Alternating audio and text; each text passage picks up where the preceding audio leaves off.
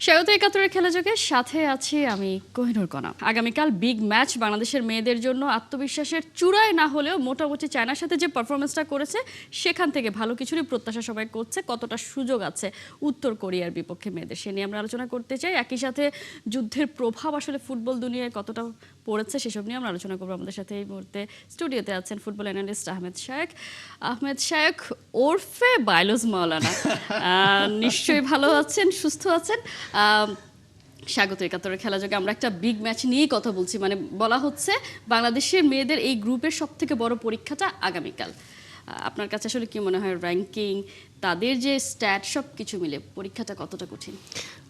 প্রথম দুইটা ম্যাচ যে একটা বড় পরীক্ষার মধ্যে দিয়ে যাবো এটা আসলে আমরা আগে থেকেই জানতাম। চীন তো অবভিয়াসলি ডিফেন্ডিং চ্যাম্পিয়ন, তো সেই হিসাবে একটা বড় একটা ব্যাপার ছিল। বাট আমি যেটা বলবো যে মেয়েদের যে খেলার ধরন এবং বাটলারের যে খেলার যে ট্যাকটিক্স এবং খেলার যে সারপ্রাইজ এলিমেন্টগুলো, সেগুলো কিন্তু উত্তর কোরিয়াকেও আর কি অনেকটুকু নাভিশ্বাস ফেলে দিবে আমার মতে। তার কারণ হচ্ছে আপনি যদি দেখেন বাটলার কিন্তু এখন পর্যন্ত প্রথম ম্যাচে তার বেস্ট 11টা কিন্তু সে নামায় নাই। এবং আমি সেদিনকে ট্যাকটিক্যাল অ্যানালাইসিস করছিলাম, সেখানে দেখলাম যে প্রথম ম্যাচে বাটলার যদিও 3-4-3 ফরমেশনে খেলিয়েছে, সে কিন্তু কোনো স্ট্রাইকারকে দিয়ে স্টার্ট করায় নাই। কোনো স্ট্রাইকার ছাড়াই কিন্তু সে প্রথম ম্যাচটা শুরু করে দিয়েছে। এবং পরে সেকেন্ড হাফে তহুরা নামলো, পরে আনিকা নামলো, আর একজন স্ট্রাইকার আছে সাগরিকা। সো এই তিনজন প্লেয়ারই হচ্ছে স্ট্রাইকার হিসেবে খেলে। তো এখনও স্ট্রাইকার দেখে সে হাতে রেখেছে। এবং এই জিনিসটা আরেকটা জিনিস খেয়াল রাখতে হবে যে যখন এরকম বড় টুর্নামেন্ট সেন্ট্রালাইজ ভেন্যুতে হয় তখন প্লেয়ারদের ফিটনেস একটা অনেক বড় ব্যাপার। তো টিমের যে রোটেশন পলিসিটা, এইটা খুব টেকনিক্যালি সাউন্ড এবং রোটেশন পলিসিটা একসাথে ম্যাচ করতে হয়। তো যার কারণে আমার কাছে মনে হয়েছে যে প্রথম ম্যাচটা এই কারণেই আমাদের কাছে দেখে মনে হচ্ছে খুব অ্যাটাকিং খেলেছে। বাট বাটলারের যে মানে নামেই নেই। সো তার যে স্ট্যান্ডার্ডটা সেই স্ট্যান্ডার্ড অনুযায়ী সেই ডিফেন্সিভ খেলেছে। তো আমার মতে এই ম্যাচে সে তহুরাকে দিয়ে হয়তো স্টার্ট করবে, কারণ এখন তার অ্যাকচুয়ালি গোলের দরকার। আর উত্তর কোরিয়া অবভিয়াসলি মানে আপনি অন্য যে কোনো প্রতিপক্ষ, ইভেন এএফসির যে সব ওয়েবসাইট বলেন, সব সোশ্যাল মিডিয়া হ্যান্ডেল বলেন, সব জায়গায় বাংলাদেশকে তারা ব্রেভ বাংলাদেশ বলছে। সো এই যে তকমাটা পাওয়া, এই তকমাটাও কিন্তু একটা বিশাল বড় ব্যাপার এরকম একটা স্টেজে গিয়ে। তো এখন ওই দিনকের ম্যাচের পরে আসলে সব টিমই এখন বাংলাদেশকে একটু অন্য চোখে দেখছে, একটু সমীহ করে দেখছে।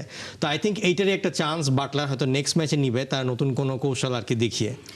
নতুন কৌশল আপনি এর মধ্যে আসলে বলেছেন যে স্ট্রাইকার দিয়ে স্টার্ট করাতে পারে। এছাড়া আর কোনো সারপ্রাইজিং প্যাকেজ তার হাতে আছে কিনা, যেটা আসলে গোল পোস্টের নিচে মিলিকে তিনি এনে যেটা আসলে সবাইকে দেখিয়েছেন, চমকে দিয়েছেন, এবং মিলিও সেটা রিটার্নও করেছে। এবং মিলি ম্যাচ শেষে বলছিলেন যে তারপরেও সে দুটো গোল যে হজম করেছে সেটা তিনি বারবার দেখবেন যে তার ভুলটা আসলে কোথায়, এবং সেটার তিনি রিপিটেশন আর চান না। সেই দিক থেকে কি মনে হয় যে তারা এরকম আরো কিছু আছে কিনা? হ্যাঁ, মানে মিলির ব্যাপারটা আমি এখানে আলাদা করে বলতে চাই। সেখানকে আমি আপনার গোলকিপার কোচের ইন্টারভিউ দেখছিলাম, সে বলছিল 2 মাস আগে থেকে প্ল্যানিং করেছে যে মিলিকে তারা এই ম্যাচে খেলাবে। কিন্তু এখানে আমার পার্সোনাল যেটা মতামত, এই পুরো ডিসিশনটা এসেছে আরও 6 মাস আগে। তার কারণটা আমি আপনাকে বলি, সেটা হচ্ছে যে 6 মাস আগে জুন জুলাই বাংলাদেশে বসুন্ধরা কিংস এরিনায় আপনার সাফ আন্ডার-20 ওমেন্স চ্যাম্পিয়নশিপ হয়েছিল, যেখানে বাংলাদেশ চ্যাম্পিয়ন হয়। এবং সেই টুর্নামেন্টের মানে গোলকিপার অফ দ্য টুর্নামেন্ট ছিল কিন্তু মিলি। এবং ওই যে টুর্নামেন্টটায় ধরেন যে সবগুলো টিমই কিন্তু প্রায় বাংলাদেশকে যখন আর কি টাফ ম্যাচ দিচ্ছিল, মিলি কিন্তু একমাত্র এই টিমটাকে বার করে নিয়ে এসছে। সো মিলির যে ক্যাপাবিলিটি সেটা কিন্তু বাটলার সে জুন জুলাই মাসে আর কি বুঝে গেছে। সো এরপরে আর কি সে চান্স পেয়েছে এই জিনিসটা পরীক্ষা করার। তো আমার মতে যে মিলির যে ইনক্লুশনটা, এটা সে ধারাবাহিকভাবে করেছে, যার কারণে মিলির কাছে যখন এত বড় ম্যাচে নেমেছে সে কিন্তু এতটা বেশি সে কি মনে হয় না, এই কারণে সে আর কি কনফিডেন্ট ছিল। তো এখন সেকেন্ড ম্যাচে আসলে আবার মিলি থাকবে কিনা, কারণ এটা ট্যাকটিক্সের পার্ট। এবং বাটলারের আপনি দেখবেন যে প্রত্যেকটা পজিশনে কিন্তু প্লেয়াররা একে অপরের পরিপূরক হিসেবে কাজ করে। আপনার রূপনা চাকমার মতন মানে প্লেয়ার খেললো না, কিন্তু তার জায়গায় মিলি দাঁড়িয়ে গেল। তারপর স্ট্রাইকার খেললো না, কিন্তু উমিলা মারমা নেমে কিন্তু ভালোই ডিফেন্স করলো। এখনো কিন্তু আপনারা স্বপ্নারানীর খেলায় দেখেননি, বাংলাদেশের 7 নম্বর জার্সি পরে যে খেলে, সে কিন্তু এখনো মেইন খেলা, মানে বাটলারের সবচেয়ে ফেভারিট প্লেয়ার হচ্ছে স্বপ্নারানী, তার খেলায় আমরা এখনো দেখতে পাইনি। তো আমি বলবো যে বাটলারের যে পুরো ট্যাকটিক্সটা, মানে ইটস নট অ্যাবাউট যে সে যেটা প্রেস কনফারেন্সে বলছিল যে টিমের 11তে জায়গা পাওয়া কারো জন্মগত অধিকার না, এখানে সবাই পারফরমেন্স দিয়ে আসবে। এবং এখানে এই জিনিসটা মাথায় রাখতে হবে, এরকম বড় টুর্নামেন্টে একজন আরেকজনের পরিপূরক হবে। কেউ যদি 60 মিনিটের পরে হাঁপিয়ে যায়, আরেকজন এসে কিন্তু ওই জায়গাটা ফিল আপ করবে। তো আমার মতে এই ট্যাকটিক্সের আন্ডারে এখন যেভাবে আছে, মারিয়া মান্ডা আর মনিকা চাকমাকে আসলে রিপ্লেস করাটা একটু টাফ, যেটা কিনা চীনের কোচও বলছিল। তাদের দুইজনের খেলার কারণে কিন্তু চীনের কোনো ইয়েটা হয়নি আর কি, যে অ্যাটাকটা ভালোভাবে হয়নি। সো আমার মতে এই ম্যাচে হয়তো আমরা রূপনা চাকমাকে আবার ব্যাক করতে দেখতে পারি, কারণ যদি আমাদের ট্যাকটিক্সটা ওই রকম হয় সেক্ষেত্রে হয়তো 4 ম্যান ডিফেন্সে যাবে। আর যদি এরকম 3 ম্যান ডিফেন্সই থাকে তাহলে সেক্ষেত্রে হয়তো আপনার গোলকিপার আপনার মিলিয়ে আবার ব্যাক করতে পারে। সো এটা ডিপেন্ড করছে যে এখানে আসলে স্ট্রাইকিং ফার্স্টের থেকে স্ট্রাইকার দিয়ে খেলানো শুরু করবে কি করবে না, এটার উপরও ডিপেন্ড করে ম্যাচে মানে টিমের অনেক জায়গায় আসলে মুভ অ্যারাউন্ড করবে বাটলার। তো এখন এটা আসলে দেখতে হবে 1 ঘন্টা 1.5 ঘন্টা আগ পর্যন্ত যতক্ষণ না আমরা ফার্স্ট টিম শিট না পাই আর কি। আমরা উত্তর কোরিয়াকে অনেক শক্তিশালী বলছি কারণ তারা 3 বারের চ্যাম্পিয়ন। আবার এটাও তো ঠিক, তারা 16 বছর ধরে তো এশিয়ান কাপে নেই, তাই না? এবং তাদের আবার এমন একটা দেশের দল, তারা কি করছে না করছে দেশের ভিতরে আমরা কেউ আসলে কিছু জানতে পারি না। এবং তাদের কোচ নিজেও স্বীকার করেছেন ম্যাচ শেষে যে তারা তাদের বেস্ট ফর্মে নেই এবং তাদের মেইন 11-এর সাথে ডাগ আউটের বেশ একটা পার্থক্য আছে, সেটা আসলে তারা সলভ করতে চাচ্ছে। তার মানে অনেক লুফলস তাদের মধ্যে আছে, সেই সুযোগটা তো নিতে হবে বাংলাদেশকে। হ্যাঁ, আপনার যখনই সেকেন্ড ম্যাচ থেকে শুরু করবে তখনই ফিটনেসের ব্যাপারটা আসা শুরু করবে, তখনই আপনার বেঞ্চটা কিন্তু স্ট্রং হইতে হবে, যেটা কিন্তু বাংলাদেশের আছে। তো আমার মতে এখানে উত্তর কোরিয়ার যে ব্যাপারটা যে তারাও কিন্তু ওইরকম মানে যে সবসময় একটা প্রপারলি যে একটা খেলার মধ্যে থাকে সবগুলো টিমের সাথে, সেটাও কিন্তু নাই। এবং এত বড় স্টেজে এসে খেলাটা তাদের কাছেও একটা টাফ হতে পারে। তো বাংলাদেশের যে জিনিসটা যে বাংলাদেশের মেয়েরা 90 মিনিট সবাই একই তালে সেম ভাবে প্রেসিং করতে পারে, যেটা কিনা অপোনেন্টের জন্য খুব টাফ হয়ে যায়। মানে চীনের মতন টিমের কাছে মানে টাফ হয়েছে এটা যে কন্টিনিউয়াসলি এসে প্রেস করছে মিডফিল্ডে সবাই, ডিফেন্ডার সবাই, মানে তাদের এনার্জির কোনো শেষ নাই। তো এই জিনিসটা কারণ এই যে ইয়াং সবাই হচ্ছে কি ইয়াং ব্লাড, এবং ইয়াং ব্লাডের কারণে তাদের এনার্জিটা শেষ হচ্ছে না, যেটা কিনা আমাদেরকে আসলে দিন শেষে ট্যাকটিক্সটা আসলে কাজে দিচ্ছে। তো বাটলার এই যে সবসময় বলে যে ইয়াং প্লেয়ার দিয়ে খেলাতে, তার কারণ হচ্ছে যে আমাদের যে বাংলাদেশের যে মানুষের সাধারণ যে শারীরিক গঠন, এই গঠনে আপনি যদি আসলেই কোনো টিমকে বিট করতে চান তাহলে আপনাকে কন্টিনিউয়াসলি ওই রকম ভাবে প্রেস করতে হবে, এছাড়া আসলে আপনার কোনো গতি নেই। সো বাটলার এই জায়গাটা ভালো একটা আইডেন্টিফাই করেছে এবং যার কারণে এখন সে পজিটিভ রেজাল্টগুলো পাচ্ছে। হয়তো জিতছি না, কিন্তু রেজাল্টটা ওইভাবে করে পজিটিভ হবে কম্পারিজন। মানে যেমনটা আমরা ভেবেছিলাম যে নিশ্চয়ই অনেক গোলে হেরে যেতে পারে সেই জায়গা থেকে, এবং তারা আসলে দাপটও ধরে রেখেছে, সেটাও তো আমরা দেখেছি। কিন্তু একটা সমস্যা রয়ে গেছে ছেলেদের ফুটবলে, মেয়েদের ফুটবলে। আমরা লাস্ট ম্যাচের কথা যদি বলি, একটা সময়ে গোল খেয়ে যাওয়া এবং তখন দেখলে মনে হয় এত ক্লামজি কেন দলটা, কি হয়ে গেল, 2 মিনিটের মধ্যেই গোল খেয়ে বসা। এবং আমরা যদি অপরদিকে উত্তর কোরিয়াকে দেখি, তারাও সেই সুযোগটা নিতে পারে। তারা উজবেকিস্তানের সাথে খেলেছে, খুব যে ভালো খেলেছে তা না, কিন্তু সেই সুযোগটা নিয়ে তারা কাজে লাগিয়ে ফেলেছে। এবং তাদেরও একজন নাম্বার 7 আছেন যিনি হ্যাট্রিক করেছেন প্রথম ম্যাচে, ক্রিশ্চিয়ানো রোনালদোর মতোই বলতে পারে, পেনাল্টি থেকে 2টো গোল করে ফেলেছেন। সবকিছু মিলে তাদের সেই সুযোগটা নিতে জানে, আবার আমরা মাঝে মাঝে সুযোগটা দিয়ে ফেলি। এটা তো আসলে হ্যাঁ, মানে এইখানে আসলে যে জিনিসটা যে আমাদের বড় স্টেজে খেলার যে এক্সপেরিয়েন্সটা, সেইটা আসলে খুব একটা বেশি হয় না। তো এখন ওইরকম একটা বেশি বলছেন কেন, মানে হয়েছে কিনা সেটা বলেন। এই প্রথম বাট মানে যে জিনিসটা যে এগুলো আসলে এক্সপিরিয়েন্সের ব্যাপার। ধরেন যে খেলার 2 হাফেরই যখন 35 মিনিটের পরে যে লাস্ট 10 মিনিটসটা, ইটস অল অ্যাবাউট এক্সপিরিয়েন্স। তো এই জায়গাটা আমরা দেখবেন যে মেন্স টিমেও ওমেন্স টিমে আমরা লাস্ট 5 মিনিটে এসে 2 হাফেরই দেখবেন আমরা তাল গোল পাকিয়ে ফেলি। এটার একটা বিরাট বড় কারণ হচ্ছে যে বড় স্টেজে বড় টিমের সাথে খেলার এক্সপিরিয়েন্সটা। বাট আই থিঙ্ক এখন আমাদেরকে যে জিনিসটা একটু ট্যাকটিক্যালি দেখতে হবে, কারণ আমাদের দিন শেষে মেইন লক্ষ্যটা হওয়া উচিত কেমনে আমরা গ্রুপ থেকে উতরিয়ে কোয়ার্টার ফাইনালে যেতে পারি। এখন যা স্ট্যান্ডিং আছে সেই স্ট্যান্ডিংয়ে দেখলে আমরা 3 টিমের মধ্যে আমরা সবচেয়ে শেষে আছি। বাট এখানে ইন্ডিয়ার যে গ্রুপটা দেখলাম, যেখানে একটা হাড্ডাহাড্ডি লড়াই আছে, সেক্ষেত্রে হয়তো অনেক ক্ষেত্রে এরকম হতে পারে যে পয়েন্টগুলো ক্যান্সেল আউট হতে পারে।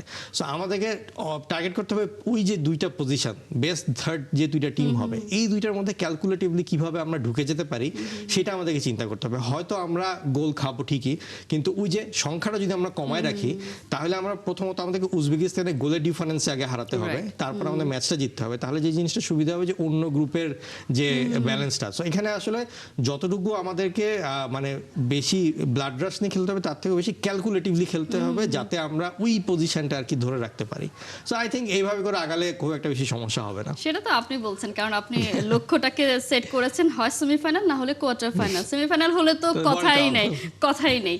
কিন্তু আপনি নিশ্চয়ই মাহফুজ আক্তার কিরণের কথা শুনেছেন চায়না ম্যাচ শেষে, তিনি বলেছেন এরকম একটা জায়গায় মেয়েরা খেলছে, এর চেয়ে বড় আর কি বা হতে পারে, তারা দেশে ফিরুক, অনুশীলন করুক। মানে ইজ ইট ওকে? না, আসলে এখানে সরাসরি কারো বিপক্ষে বা কারো না, একজন কর্তা তিনি যদি তার টিম নিয়ে শুধুমাত্র অংশগ্রহণটাকে বড় হিসেবে দেখে, সেই ভাইবটা তো নিশ্চয়ই দলের মধ্যেও কাজ করবে। হ্যাঁ হ্যাঁ, না এখানে আসলে যেটা বলতে হয় যেটা যে বাটলার তার প্রেস কনফারেন্সে যাওয়ার আগে বলেছিল যে বাংলাদেশের অনেক ফুটবল কর্তাই আসলে ফুটবলটা বুঝে না। এখন মানে বাটলার যাওয়ার পরে অনেক কর্তাই এসে প্রেস কনফারেন্স বা মিডিয়ার সামনে কথা বলছে, আসলে সেটার মাধ্যমে পরিষ্কার হয়ে যাচ্ছে আসলে যে কে ফুটবলটা বুঝে কে ফুটবলটা বুঝে না। এই ক্ষেত্রেও যে বাটলার সঠিক এটাও আসলে বলতে হবে। এবং বাটলার তো আরো একটা কথা বলেছেন যে যে সুযোগটা তারা দাবি করেছিলেন বা তারা পাওয়ার কথা ছিল সেগুলো আসলে পায়নি, মানে কোনো রকমে হয়নি, দায়ের সাথে গোছের একটা ট্রেনিং ছিল, অনুশীলন ছাড়াই চলে গেছে। আপনার একটা রিপোর্টও পড়ছিলাম যে দলের সাথে কোনো ফিজিও নেই, মানে আপনার ফিজিও শেষ পর্যন্ত যেতে পারেনি। এখন একটা মানে অস্ট্রেলিয়ায় আর কি কাজ করছে এমন একজন বাংলাদেশিকে, একজন মেল ফিজিওকে রাখা হচ্ছে, পার্ট টাইম নিয়ে কাজ চালাচ্ছে। এখন এইরকম হাই স্ট্যান্ডার্ডে আপনি তো আর এক দেড় মাস আগে থেকে প্ল্যানিং করবেন, সবকিছু অ্যাসেসমেন্ট করবেন যে কে প্রেগনেন্ট বা কে হচ্ছে কার হতে পারে, একটা ব্যাকআপ অপশন রাখা। সো এইগুলো আসলে একটা বৃহৎ ভাবে প্ল্যানিং করতে হয় না। আমাদের দেশে আছে প্ল্যানিং করার অভাব, চিন্তার অভাব। আমরা আসলে চিন্তা করি কম, আমরা সবাই শুধু দৌড়াচ্ছি। তো এই জায়গাটা একটু চিন্তা করতে হবে, কারণ ফুটবলে নামার আগে অনেক বেশি চিন্তা করতে হয়, তাহলে দেখবেন যে সমস্যাগুলো কম হবে। সেটাই, চিন্তা আসলে আমরা ঠিক সময় করতে পারি না বলেই তো 80 সালের পরে এরকম একটা সুযোগ পেলাম। মানে আমাদের জেনারেশন তো আমরা দেখিনি কখনো, প্রথমবার দেখছি সেই জায়গা থেকে।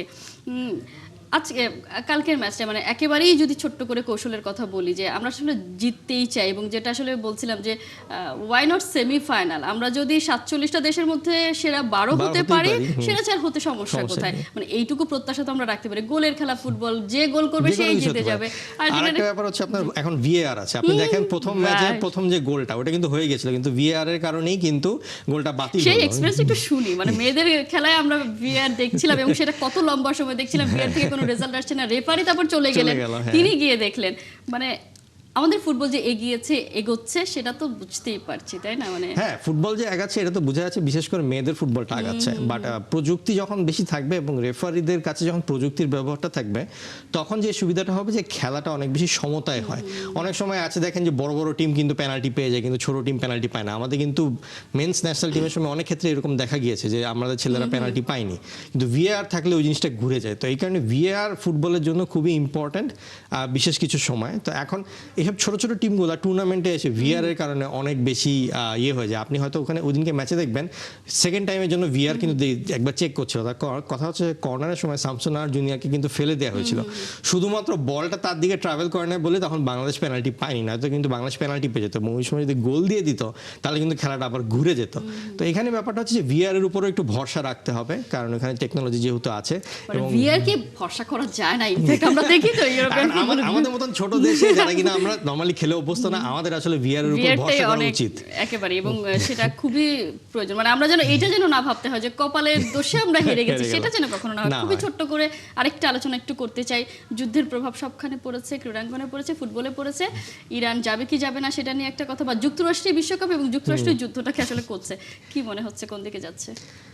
আসলে ফুটবলের ওয়ার্ল্ড কাপের ইতিহাসে এরকম অনেক ঘটনাই আছে যখন অনেক দল আর কি ট্রাভেল করেনি, সেটা ভ্রমণজনিত কারণে হোক বা যুদ্ধজনিত কারণে হোক। বাট এখানে যে জিনিসটা করতে হবে আসলে, মানে আপনি যদি ফুটবলের ক্ষেত্রে দেখেন বা স্পোর্টিংয়ের ক্ষেত্রে দেখেন, সেক্ষেত্রে ইরানকে সবসময় আর কি মানে একটা স্পোর্টিং মেন্টালিটি থাকতে হবে যে তারা খেলতে চায়। এখন ভিসা দেওয়া বা আমেরিকায় ঢুকতে দিবে কিনা সেক্ষেত্রে এটাকে ফিফা তাহলে এটা তার নিজের দায়িত্বে নিয়ে নিবে, কারণ এখানে যখন আপনারা হোস্ট করেন তখন যেসব বিড ডকুমেন্ট থাকে সেখানে একটা ক্লজ থাকে যে আপনাকে ভিসা দিতে হবে যদি কোনো টিম কোয়ালিফাই করে।